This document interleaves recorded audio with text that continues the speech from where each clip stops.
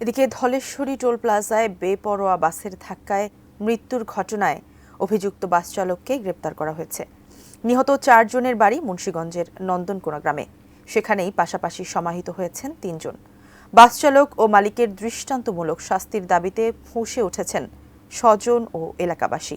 মুন্সিগঞ্জ প্রতিনিধি ভবতোষ চৌধুরী নুপুরের তথ্য ও ছবিতে ডেস্ক রিপোর্ট।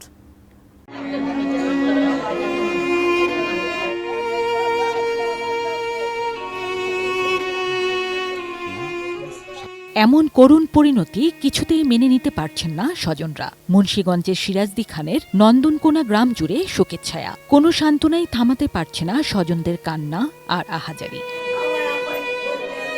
শুক্রবার রাতে নিজ গ্রামের পাশাপাশি কবরে শেষসজ্জা হয়েছে ইকবাল হোসেনের স্ত্রী আমিনা আক্তার আর তার 2 মেয়ে ইমি ও রিহার। নাতি আয়াজকে সমাহিত করা হয়েছে তার দাদির বাড়ি নোয়াখালীতে।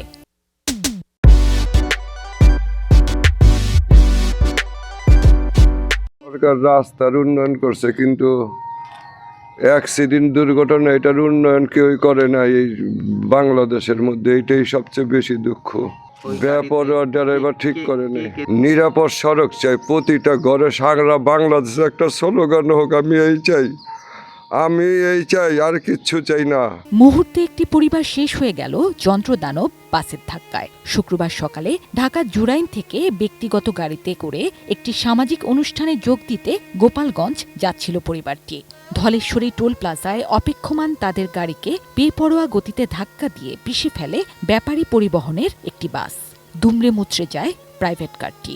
মৃত্যু হয় ইকবাল হোসেনের স্ত্রী আমিনা আক্তার, মেয়ে ইমি, রিহা এবং 2 বছর বয়সী নাতি আইয়াজের। এখনো 3 জন হাসপাতালে চিকিৎসাধীন। ড্রাইভারের অবহেলার কারণে হয়েছে।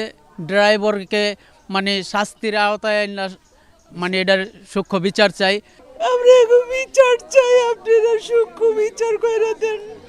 দুনিয়ার মধ্যে কেউ নাই, কিলিয়া বাঁচবো, হয়তো পাগল হয়ে গেছে। কি সান্ত্বনা দিবেন আপনারা? 2টা ভাগ্নি, নাতি সব শেষ হয়ে গেছে গা। এলাকায় শোকের ছায়া। এমন মর্মান্তিক মৃত্যু মেনে নিতে পারছেন না স্বজন ও এলাকাবাসী।